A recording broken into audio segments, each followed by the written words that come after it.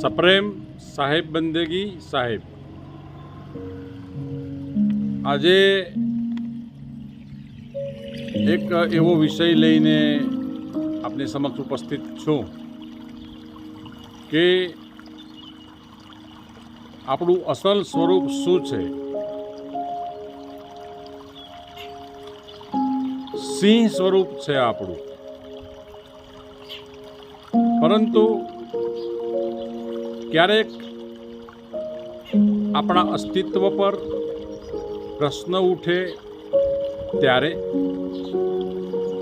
આપણી પદ પ્રતિષ્ઠા અથવા વ્યક્તિત્વ પર કોઈ પ્રશ્ન ઉઠે ત્યારે માણસને માણસ સિવાયના કોઈ આલોચક શબ્દથી, કોઈ વ્યંગ્યાત્મક શબ્દથી એને ટકોરવામાં આવે ત્યારે એ સમયે ઘોર અપમાન લાગે છે. અને છતાંય જેમને ટકોર કરવા જરૂર લાગી એમણે ટકોર કરી છે. એશાન વિદ્યા ન તપો ન દાનમ જ્ઞાનમ ન શીલમ ન ગુણો ન ધર્મ તે મૃત્યુ લોકે ભુવિ ભાર ભૂતા, ભૂમિ પર ભારરૂપ છે. મનુષ્ય રૂપેણ મૃગાશ્ચરંતી, આ પૃથ્વી પર મનુષ્યના સ્વરૂપમાં જાનવરની જેમ ફરે છે. ઘણાને કહે છે કે ભાઈ માણસ થાને, અથવા કોઈને એમ કહે છે કે ભાઈ ગધેડા જેવો છે, ફલાણા જેવો છે. આવી ટકોર કરવામાં આવે છે. હવે એક ઘેટા પાલક, એને જંગલમાંથી કોઈ નાનું એક સિંહનું બાળ સિંહ બચ્ચું મળી આવે છે. એટલે એ લાવીને ઘેટા ભેગું ઉછેરે છે. બાળ સિંહ ઘેટા ભેગું ઉછરે છે એટલે હંમેશા એક પ્રકૃતિનો નિયમ છે કે વ્યક્તિ સમૂહની ભેડો કેળવાય છે, ટેવાય છે. જેવો સમૂહ છે એવો એને રંગ લાગે છે, એવા એનામાં વ્યવહાર આવે છે, એવું એનું ઘડતર થાય છે. સિંહ પોતે છે તો સિંહ, અને પેલા ઘેટા તો ઘેટા જ છે, પણ એ ઘેટાની સાથે સિંહ ત્યાં ઉછર્યો હોવાથી બિલકુલ એનું વર્તન ઘેટા જેવું થાય છે. એના સાંજ પડે એ ઘેટાના વાડામાં પૂરાઈ જાય છે. જંગલમાં આઝાદ ફરતો સિંહ સાંજ પડે ઘેટાના વાડામાં પૂરાઈ જાય છે, અને સવાર પડે એના માલિકના આદેશ પ્રમાણે નીકળી જાય છે. એક ઘેટાની પાછળ બીજું ઘેટું, એમ એ ઘેટાઓની પાછળ આ સિંહ પણ નીકળી જાય છે. અહીંયા આગળ આ સિંહના એક ઉદાહરણ વડે આપણને મહાપુરુષોએ એવી ટકોર કરી છે, અને હૃદયભંજક ટકોર કરી છે. ત્યારે અહીં આત્મમંથન કરવાનું આપણને એ સંત સમાજ આપણને સૂચવે છે. જંગલમાં એકદમ, અને જંગલનો તો રાજા કહેવાય છે, અને રાજા હોવા છતાં તું સબકા સરદાર હૈ ગુલામ કૈસે હો રહા. રાજા હોવા છતાં અહીં ગુલામીની અંદર એ ઉછરી રહ્યો છે. ગુલામી એને કોઠે પડી ગઈ છે. બાળ સ્વભાવ છે, સહજ સ્વભાવ છે. એમ ઘણી વખત આપણો અજાણતાનો સહજ સ્વભાવ, ઘણા લોકો એનો ગેરલાભ લઈ અને આપણને ગુલામ બનાવે છે.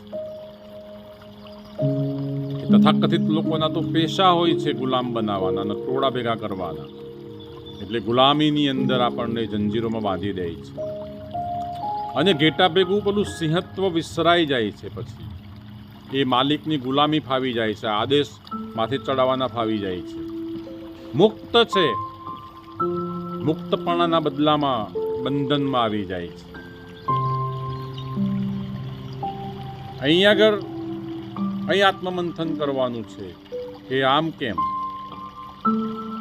ત્યારે જંગલના સિંહ પણ એને જુએ છે તો એ આશ્ચર્ય પામે છે કે મારો બેટો આ અમારી નાતનો અમારા વાળો આ ઘેટા ભેગો ફરે છે. અને આ જોઈને એ સિંહ જંગલના છે એમનું હૃદય દ્રવિત થાય છે. ચલતી ચક્કી દેખ કર દિયા કબીરા રોય, દો પાટન કે બીચ में સાબુત બચાના કોઈ. સંતોનું હૃદય દ્રવિત થાય છે માણસને અનુમાન અજ્ઞાન ધોખામાં મિથ્યા પાખંડ પ્રપંચમાં ફરતો જોઈને. એ સ્વરૂપ દમણે જ્યારે નથી આવતો, આત્મતત્વ તરફ નથી આવતો, ત્યારે રોઈ રોઈ કોને સંભળાવું, આ દુઃખ કોની આગળ જઈને ગાવું, એવો રુદિયો રૂવે ને માયલો ભીતર જલે. મહાપુરુષો રડ્યા છે, રોયા છે. मैं रोऊं इस जगत को मोकोई रोए न कोई. દુનિયાની આ દુર્દશા જોઈ, જગતના જીવોની દુર્દશા જોઈને મહાપુરુષોના હૃદય દ્રવિત થયા છે. ત્યારે એક સિંહ પછી છેલ્લે આને બોલાવે છે તો આ નથી જતો. કેટલી એની અંદર અવિદ્યા, અજ્ઞાનતા, વિપરીતતા કોઠે પડી ગઈ છે. જ્યારે અનાત્મ ભાવની અવિદ્યા, અનાત્મ ભાવની વિપરીતતા જ્યારે કોઠે પડી જાય છે ત્યારે એને અધ્યાત્મ સૂચતું નથી. તેના મળ વિક્ષેપને આવરણ ત્રણ બરાબરના મજબૂત થતા જાય છે. અજ્ઞાનનું આવરણનું જે પડ છે જટિલ બનતું જાય છે. એકવાર એક સિંહ પરાણે એને બોલાવે છે, સમજાવે છે, સમજાવી અને એને એક જળાશયના કિનારે લઈ જાય છે અને તેનું સ્વરૂપ દેખાડે છે, પોતાનું દેખાડે છે ને એનું દેખાડે છે કે મારા સામે જો, મારી આ કેશવાળી જો, મારા દાંત જો, મારા પંજાના નખ જો, મારું સ્વરૂપ જો અને તારું જો. તું કુછ ભૂમિ નહીં, આપ તેજ વાયુ નહીં, વ્યોમપી તો વિશ્વ નહીં, સોતો બ્રહ્મકૂપ હૈ. પ્રકૃતિ પુરુષ નહીં, પુण्य તત્વ નહીં, તું નહીં છાયા ધૂપ હૈ. સુંદર વિચાર હૈ, શિષ્ય તું કહેત હૈ કે નાહી નાહી નાહી તો મોહી તેરા રૂપ હૈ. તું ઘેટું નથી, તું સિંહ છો. અને એ સ્વરૂપ જ્યારે બતાવે છે ને પછી પેલાની અંદરનું સિંહ જાગૃત થાય છે.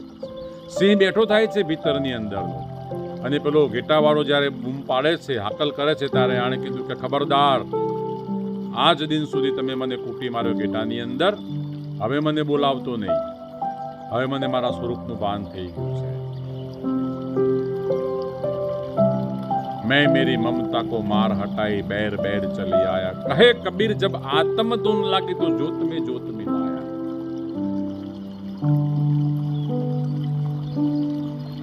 मुझे मेरी मस्ती कहाँ लेके आई, जहाँ मेरे अपने सिवा कछु. હવે તો હું સિંહ છું. હવે મારી ભીતરનું સિંહત્વ મને મારા ગુરુએ ખબર પાડી છે. મારો આ સિંહ ગુરુ છે એને મને ખબર પાડી છે.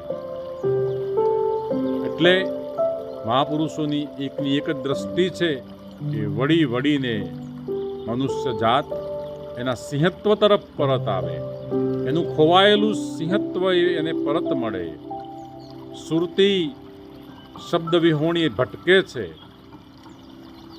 એ સુરતીને શબ્દ સાથેનું મિલન થાય. સ્વયંવર સતગુરુના દેશમાં પરણે શબ્દને સુરતા નાર. શબ્દને સુરતીનું લગ્ન થઈ જાય પછી આનંદ થઈ જાય. એટલે જ્યાં પણ ઘેટા ભેગા ગુલામીની અંદર સબડવાનું કોઠે લાગી ગયું હોય, ત્યાં કોઈક એવા પાડોશી સિંહ ક્યાંક આપણને મળી જાય તો એ સિંહની વાત માની જવી જોઈએ અને પોતાના સ્વરૂપનું ભાન વેળાસર કરાવી લેવું જોઈએ. સાહેબ બંદગી સાહેબ.